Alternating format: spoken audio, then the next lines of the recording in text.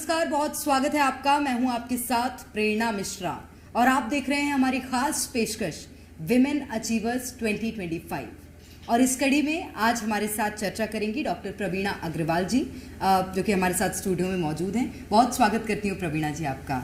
तो प्रवीणा अग्रवाल जी शहर की best gynae minimal invasive surgeon हैं और इनके बारे में मैं आपको थोड़ी सी जानकारी दे देती हूँ। शहर की प्रतिष्ठित, बहुत अनुभवी और प्रसिद्ध कॉस्मेटिक गायनिकोलॉजिस्ट हैं प्रवीणा अग्रवाल जी, जो कि पिछले 36 सालों से इस क्षेत्र में निरंतर अपनी सेवाएं दे रही हैं। करियर की शुरुआत इन्होंने भोपाल शहर से की है। कई अस्पतालों में अपनी सेवाएं भी प्रवीणा अग्रवाल जी ने दी है। हालांकि सन 2002 में उन्होंने स्वयं का अस्पताल खोला और जीवन ज्योति मैटरनिटी एवं नर्सिंग होम से उन्होंने अब अपनी स्वयं के ओर से सेवाएं देना शुरू किया है। और कैसा इनका सफ़र रहा, क्या क्या चुनौतियों का सामना किया और भविष्य में क्या योजनाएं हैं, तमाम बातें जानेंगे। बहुत स्वागत करती हूँ प्रवीणा जी आपका। और सबसे पहले मैं कॉस्मेटिक गायनिकोलॉजिस्ट क्या होते हैं यही समझना चाहूँगी। देखिए, कॉस्मेटिक से हम समझते हैं कि सुंदरता जी, है ना। तो टाइम इमेमोरियल से स्त्रियां जो हैं अपनी सुंदरता को लेके बहुत सजग और जागरूक रही हैं और वो इसके लिए बहुत सारे प्रयत्न, यत्न, जतन करती रही हैं। राइट फ्रॉम अपने फरोहा का नाम सुना होगा, इजिप्ट में जो मम्मीज़ हैं उनके पास भी यदि हम देखें तो उनके पास भी उनकी सुंदरता को बढ़ाने के लिए सारे उनके जो भी लेप और तरह तरह की चीज़ें रहती थी। मतलब हम ये कह सकते हैं कि बहुत लंबे समय से स्त्रियां इस विषय में जागरूक हैं कि हम कैसे सुंदर दिख सकते हैं या कैसे हम अपने आप को यंग दिखा सकते हैं, क्या करने से हमारी बॉडी उस तरह के चेंजेस लाएगी। तो उसी कड़ी में ये एक हम कह सकते हैं कि मेडिकल फील्ड में एक नया अध्याय है जो कि स्त्रियों की इसी मानसिक और शारीरिक ज़रूरत को ध्यान में रख के अब ये एक नई विधा है जिसे कि हम डर्मेटोलॉजी या स्किन एंड कॉस्मेटोलॉजी गायनिकोलॉजी यानी कि गायनिक फील्ड से रिलेटेड जो लेडीज़ की प्रॉब्लम होती हैं तो उनको हम इस विधा के माध्यम से हैंडल करते हैं। और ये विधा बहुत तेज़ी से बाहर के देशों में और मेट्रो सिटीज़ में तो बहुत लोकप्रिय है, बट अब हमारे जैसे सिटीज़, उभरते हुए सिटीज़ में भी अब लोगों में इसके लिए जागरूकता बढ़ रही है और वो इसके लिए बहुत अवेयर हो रही हैं लड़कियां और लेडीज़ कि हम क्या कुछ कर सकते हैं जिससे कि they look better and younger. बिल्कुल। एक वर्ड आपके साथ जुड़ा है क्योंकि आप शहर की बेस्ट मिनिमल इन्वेसिव सर्जन हैं। ये क्या होता है मिनिमल इन्वेसिव सर्जन? मतलब सर्जन से तो मुझे यही याद आता है जो कि ऑपरेशंस करते हैं, हालांकि उसके आगे मिनिमल भी जुड़ा हुआ है। ये क्या है? देखिए, मिनिमल इन्वेसिव सर्जरी भी एक बहुत तेज़ी से एडवांस होती हुई टेक्निक है। मिनिमल से हम समझ सकते हैं कि कम से कम बॉडी में हम इंसिजन देके हम जो सर्जरीज करते हैं उसको हम मिनिमल इन्वेसिव सर्जरी का नाम देते हैं। जहाँ तक गायनिकोलॉजी का सवाल है तो गायनी में जो सबसे कॉमन जो हमारी सर्जरीज हैं वो या तो एक सिजेरियन सेक्शन है जो कि बेबी को निकालना है।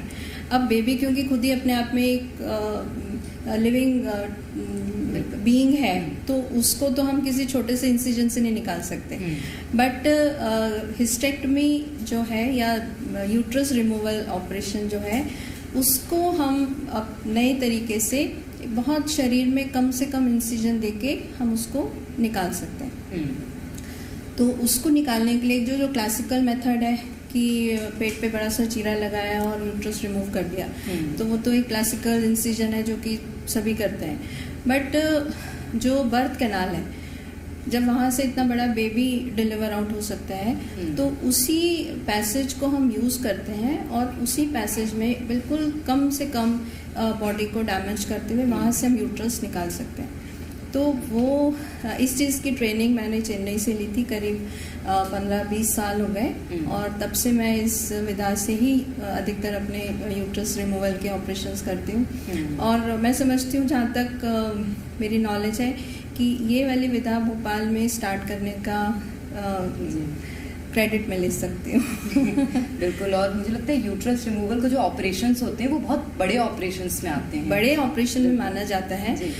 मैं अपने पेशेंट्स को ये समझाती हूँ कि आप ये ना समझें कि चीरा नहीं है बॉडी में तो सर्जरी नहीं है। आपको सारी प्रिकॉशंस और सारे उसके पोस्ट ऑप केयर वही करनी है जो कि हम एक मेजर सर्जरी को लेके करते हैं, because it is a major surgery, but यह है कि रूट उसका डिफरेंट है और इसमें शरीर में कुछ भी इंसिजन या कोई भी टाँका नहीं लगता। एंड वी कैन डिस्चार्ज, हम मरीज को 48 घंटे में घर भेज देते हैं। कि मुझे लगता है भोपाल में मैंने तो पहली बार सुना कि इस तरह की सर्जरी से भी यूट्रस रिमूव हो सकती है, और भी बहुत सारी ऐसी आपने जानकारियाँ अभी दी हैं कि मुझे लग रहा है कि भोपाल में आपका इकलौता ऐसा सेंटर है जहाँ पर आप आधुनिक मशीन्स का यूज़ करती हैं और उसके माध्यम से लोगों को वो उपचार प्रदान करती हैं जो कि लोग चाह रहे हैं, महिलाएँ। किस तरह से वो काम करता है और कैसे आपने ये सोचा, ये भी ज़रा समझाइएगा। देखिए, एक स्त्री के जीवन में 3 बहुत ऐसे महत्वपूर्ण पड़ाव हैं जिसमें कि बहुत सारे बॉडी में चेंजेस होते हैं, may be hormonal, may be because of other things. तो सबसे पहला आता है कि प्यूबर्टी। तो प्यूबर्टी में एकदम सडन हार्मोनल सर्ज होते हैं, उसके कारण शारीरिक विकास होता है और बहुत सारे हार्मोनल चेंजेस होते हैं। सेकंड जो एक बहुत महत्वपूर्ण पड़ाव है वो गर्भावस्था, और गर्भावस्था के बाद प्रसूति के पश्चात जो बॉडी में चेंजेस होते हैं वो भी बहुत मतलब उथल पुथल कर देने वाले होते हैं, है ना। जो बॉडी पहले थी प्रेगनेंसी से पहले और बाद में बहुत सारे चेंजेस आ जाते हैं, मानसिक रूप से भी और शारीरिक रूप से भी। और जो थर्ड बहुत मेजर पड़ाव है वो है कि जब मेनोपॉज आता है, या जब जिसे हम रजोनिवृत्ति भी कहते हैं, जब ये पीरियड माहवारी मासिक धर्म बंद होता है, तो उस समय भी हार्मोनल चेंजेस के कारण शरीर में बहुत सारे चेंजेस आते हैं। और मैं समझती हूँ कि महिलाओं को सबसे ज़्यादा अपने आप को यंग दिखने की चाहत इसी स्टेज पे पैदा होती है कि वो नहीं चाहती कि मेनोपॉज आए या मेनोपॉज से रिलेटेड शरीर में जो बदलाव है वो आए, और उनको वो रिवर्ट करना चाहती हैं।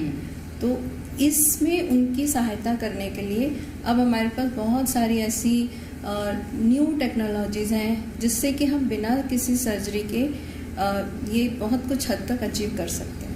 बिल्कुल, ये आपने बहुत अच्छी बात बताई। मुझे लगता है अभी जो जी मध्य प्रदेश छत्तीसगढ़ महिलाएं देख रही हैं और ख़ासतौर पर राजधानी भोपाल में रह रही हैं, वो भी प्रवीणा जी से कांटेक्ट कर सकती हैं। एक और सवाल है, ये मैं अपनी जागरूकता के लिए पूछ रही हूँ, क्योंकि कई बार ऐसा होता है जब प्यूबर्टी हिट करती है तो महिलाओं के शरीर में एक्सेसिव बाल आते हैं, चाहे फेस की हम बात कर लें या अलग बॉडी पार्ट्स की, और कभी कभी अगर फेस में आते हैं तो महिलाएं चाहती हैं उसको रिमूव करना, कुछ लोग वैक्स का यूज़ करते हैं रिमूव करने के लिए, लेकिन क्या ये भी आपकी सर्जरी से रिमूव हो सकते हैं, हट सकते हैं? सर्जरी हम नहीं करते इसमें कुछ भी, हम सिर्फ लेजर्स यूज़ करते हैं। और अगर एक ग्रोइंग एज में अगर किसी गर्ल के फेस पे अनचाहे बाल हैं तो उसका कॉन्फिडेंस लेवल बहुत हद तक अफेक्ट होता है। और बालों के साथ में आपने देखा होगा कि इस एज में प्यूबर्टी वाले टाइम में एक्ने बहुत आते हैं, हाँ। ना, फेस पे पिंपल्स बहुत आते हैं। तो पिंपल्स और बालों का जो मिला जुला सा इफेक्ट है वो गर्ल्स की कॉन्फिडेंस लेवल को बहुत हद तक कम कर देता है। तो अब इनसे निपटने के लिए, और आपने जैसे वैक्स पूछा, तो देखिए वैक्स ये सब जो पुरानी टेक्निक्स हैं तो किसी हद तक अच्छी थी, बट उसके लिए एक तो वो टेम्परेरी है कि आपको हर महीने 1.5 महीने में जाके वैक्स कराना है। अच्छा, वैक्स में आप जानते हैं कि वैक्स में पूरा एक लेयर लगाते हैं, उसके बाद खींचते हैं, तो बालों के साथ साथ स्किन के ऊपर की सुपरफिशियल लेयर भी हट जाती है। और अगर आप बार बार इस चीज़ को रिपीट करते हैं तो कुछ हद तक वो आपके स्किन को डैमेज करती है। तो उसमें हाइपर पिगमेंटेशन होना, या अगर प्रॉपर हाइजीन मेंटेन नहीं हुई है तो इन्फेक्शन के चांसेस भी होते हैं। और हाइजीन का बहुत बड़ा रोल है। तो अगर ऐसे वैक्सिंग बार बार होने से स्किन थिक भी हो जाती है, थोड़ा सा हार्ड भी हो जाती है, और फिर सबसे बड़ी बात है टेम्परेरी सॉल्यूशन है। अगर परमानेंट सोल्यूशन चाहिए तो कुछ अलग करना होगा। तो परमानेंट सोल्यूशन के लिए मेरे पास लेज़र है जिसमें कि बहुत हाईली एडवांस लेज़र्स हैं। उसमें कुछ सिटिंग्स तो लगती हैं ऑफ कोर्स, लेकिन अब देखिए वैक्सिंग और थ्रेडिंग में तो जीवन भर जाना ही पड़ेगा किसी भी सैलून में, बट यहाँ पे हम कुछ सिटिंग्स के बाद उन हेयर को ऑलमोस्ट परमानेंटली ख़त्म कर सकते हैं। अगर मैं गायनिकोलॉजिस्ट फील्ड की अगर बात करूँ तो इसमें एक सोनोग्राफी बहुत कॉमन वर्ड है, लेकिन सोनोग्राफी इनफर्टिलिटी ट्रीटमेंट ये क्या है, मैं समझना चाहूँगी। देखिए, सोनोग्राफी इनफर्टिलिटी एक बहुत वास्ट चीज़ है। अब उस इनफर्टिलिटी को ट्रीट करने के लिए हमें सबसे पहले उसका कारण जानना होता है कि ये क्यों है, मतलब वाई एक स्त्री प्रेगनेंसी अचीव नहीं कर पा रही है। तो उसके लिए जो एक फर्स्ट बेसिक स्टेप होता है वो है सोनोग्राफी, कि यूट्रस और उसके आसपास के जो टिश्यूज हैं, ओवरीज हैं, ट्यूब्स हैं, वो सब ठीक हैं कि नहीं। तो प्रेगनेंसी के ट्रीटमेंट में हमें सबसे पहले उसका कारण जानना जरूरी है। तो उसमें सोनोग्राफी बहुत अहम रोल प्ले करती है। और उसके बाद एक बार जब कारण समझ में आ गया, बहुत सारी लेडीज़ को बिकॉज ऑफ पीसीओडी, आपने वर्ड सुना होगा, बहुत ट्रेंडिंग वर्ड है, और आजकल बहुत सारी गर्ल्स इससे ग्रसित भी हो रही हैं, उनकी खुद की लाइफस्टाइल और इन सब चीज़ों के कारण। तो उसमें ये होता है कि एग्स बनते तो हैं बॉडी में, देखिए प्रेगनेंसी होने के लिए एग का बनना और निकलना और फिर फर्टिलाइज होना जरूरी है। तो पीसीओडी में एग्स नहीं बनते हैं, या बनते भी हैं तो वो निकल नहीं पाते, तो उनको मेडिसिन के द्वारा स्टिमुलेट करके हम रिलीज करते हैं। बट हम इसमें कहाँ तक सक्सेसफुल हो रहे हैं ये देखने के लिए हमें सोनोग्राफी की ज़रूरत पड़ती है, कि जो मेडिसिन हमने दी हैं उससे वो एग उनका बन रहा है या नहीं, बन के वो रप्चर हो रहा है या नहीं, और उसके बाद फिर वो कंसेप्शन में तब्दील हुआ या नहीं। तो एक सोनोग्राफी बहुत बेसिक हमारा जैसे कहते हैं डायग्नोस्टिक टूल है, जिसके की आधार पे फिर हम आगे पेशेंट का ट्रीटमेंट प्लान करते हैं। ये पीसीओडी का जिक्र आपने बहुत अच्छा किया है, क्योंकि मुझे लगता है आजकल बहुत सी महिलाओं को और बहुत कॉमन प्रॉब्लम हो गई है ये। इसके पीछे कोई कारण होते हैं कि क्यों पीसीओडी की प्रॉब्लम से महिलाएं आजकल ग्रसित हो रही हैं, और अगर हो रही हैं तो बॉडी में किस तरह के चेंजेस आते हैं? क्योंकि मैंने सुना है कि एक्सेसिव हेयर्स आना भी पीसीओडी में होता है। हाइजीन मेंटेन ना करना क्या इसका एक कारण? नहीं।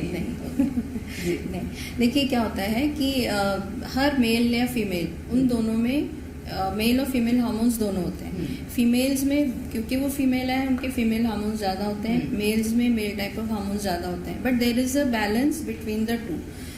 पीसीओडी में क्या होता है कि PCOD is polycystic ovarian disease, है ना, ऑफ विमेन।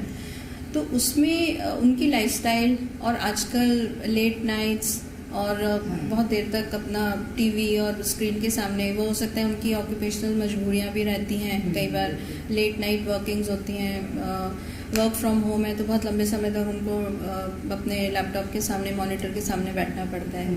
उसके अलावा फिजिकल एक्टिविटी बिल्कुल नहीं होती।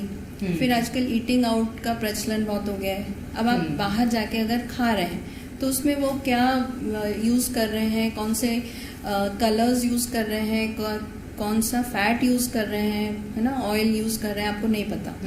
तो ये सारी चीज़ें जो है वो बहुत अफेक्ट फीमेल हार्मोन्स को बहुत जल्दी अफेक्ट करती हैं। And this is the basic reason कि इसके कारण आजकल बहुत सारी गर्ल्स, ऑलमोस्ट मेरी ओपीडी में जो जितनी भी यंग गर्ल्स आती हैं उसमें से almost 60% are having this PCOD problem. Yes, निश्चित रूप मैं भी बहुत सारी महिलाओं को ऐसे जानती हूँ जिनको इस तरह की समस्याएं हैं और लोग उसके ट्रीटमेंट्स ले रहे हैं। और अगर बेहतर ट्रीटमेंट चाहिए तो आप डॉक्टर प्रवीणा से संपर्क कर सकते हैं। एक और सवाल है मेरा, क्योंकि महिलाएं गायनिक हेल्थ, रिजुवेशन, ग्रेटिफिकेशन और ब्यूटिफिकेशन, इस चीज़ को लेकर किस तरह से समाधान प्राप्त कर सकती हैं अगर आपके पास आ रही हैं? देखिए, जैसे अभी अपनी बात हुई कि सबसे पहले, मतलब सबसे ज़्यादा जब उनको इस चीज़ की नीड लगती है वो है मेनोपॉज के टाइम। या मेनोपॉज जो है वो एक नॉर्मल एजिंग प्रक्रिया है जिसमें कि धीरे धीरे हार्मोन्स बॉडी में कम होते जाते हैं और फिर एक समय पे आके पीरियड बंद हो जाता है। बट जो हार्मोन्स कम होते हैं, ईस्ट्रोजन जिसे हम फीमेल हार्मोन कहते हैं, जब कम होते हैं तो उससे बहुत सारे बदलाव आते हैं। तो जो सबसे पहला बदलाव है वो है स्किन में। तो स्किन में सबक्यूटेनियस फैट कम हो जाता है, स्किन पतली हो जाती है, और क्योंकि सबक्यूटेनियस फैट नहीं है तो उसके कारण फेस पे ये डबल चिन होना, फेस पे झुर्री आना, फिर स्किन सैगिंग हो जाना, क्रो फीट हो जाना, है ना, फेस पे झुर्रियाँ आ जाती हैं। तो और हाथों पे सबसे पहले ये एजिंग दिखती है, फेस पे और हैंड्स पे। फिर जो सेकंड चीज़ होती है वो है कि बॉडी की मसल्स में जो एक टाइटनेस या टोनिसिटी थी वो कम होने लगती है और कम हो जाती है। तो बाकी बॉडी की मसल्स भी लूज हो जाती हैं और साथ में जो इंटीमेट एरियाज हैं वहाँ की मसल्स भी लूज होती हैं। तो उसके कारण सबसे जो मेजर 2 चीज़ें लेडीज़ को होती है प्रॉब्लम, वो एक तो है कि यूरिन वो कंट्रोल नहीं कर पाती क्योंकि वहाँ की मसल्स में उतनी स्ट्रेंथ नहीं है। तो जैसे एकदम से छींक आई या खांसी आई या तो एकदम से थोड़ा सा, या कुछ उन्होंने एकदम से सडन वेट उठा लिया तो थोड़ी सी यूरिन लीक हो जाती है, तो जो कि बहुत एक एम्बैरेसिंग सिचुएशन होती है किसी भी लेडी के लिए। उसके अलावा यूरिन होल्ड नहीं कर पाना, यूरिन बार बार अर्ज होना जाने के लिए, रात में भी बार बार उठ के जाना, तो ये सारे फैक्टर्स होते हैं क्योंकि वहाँ की मसल्स थोड़ी सी लूज हो गई। जो सेकेंड कंडीशन इसके कारण होती है वो है कि क्योंकि लैक्स बर्थ कैनाल है, तो ये मेनोपॉज में भी होता है और अगर नॉर्मल डिलीवरी हुई है उसके बाद भी जो बॉडी का एक जो मसल में जो टोन थी, है ना, जो बर्थ कैनाल में जो मसल्स की टोन थी वो कम हो जाती है, तो उसके कारण एक लैक्सिटी, लूजनेस आ जाती है। तो एक पति पत्नी के बीच का जो दाम्पत्य संबंध होता है वो भी काफ़ी हद तक इसमें अफेक्ट होता है। वो जिसे कहना चाहिए कि इच्छा नहीं होना, लो डिज़ायर या ग्रेटिफिकेशन नहीं हो पाना, तो इन सब चीज़ों से थोड़ा सा इस एज में हस्बैंड वाइफ के बीच में कुछ तनातनी की सिचुएशंस भी हो जाती हैं, थोड़े से मानसिक तनाव भी हो जाते हैं। अच्छा, ये दोनों चीज़ें ऐसी हैं जिसको कि लेडीज़ शेयर नहीं करती, वो सहन करती रहेंगी। उनको ये लगेगा कि, या लगता भी है कि ये तो नॉर्मल एजिंग प्रोसेस है, इसमें अब इसका कुछ नहीं हो सकता, हम we have to live with this. But now we have certain treatments, तो जिससे कि हम ये चीज़ें उनकी ट्रीट कर सकते हैं। और बोटॉक्स करवाने से क्या प्रभाव पड़ता है, ये भी मैं समझना चाहूँगी। देखिए, बोटॉक्स थोड़ी एक बड़ी डिफरेंट सी चीज़ हो गई जिसका कि बहुत लिमिटेड यूज़ होता है, वो हम सिर्फ फेस पे ही कर सकते हैं, है ना। और बोटॉक्स से बेसिकली वो एक केमिकल है और एक फिलर है। अगर आपकी स्किन लूज हो गई है तो हमने उस जगह पे बोटॉक्स इंजेक्ट कर दिया तो वो कुछ समय के लिए आपके फेस को फुलनेस देगा, बट उसका इफेक्ट टेम्पररी होता है, जैसे 3 to 4 मंथ्स के बाद में you have to repeat it.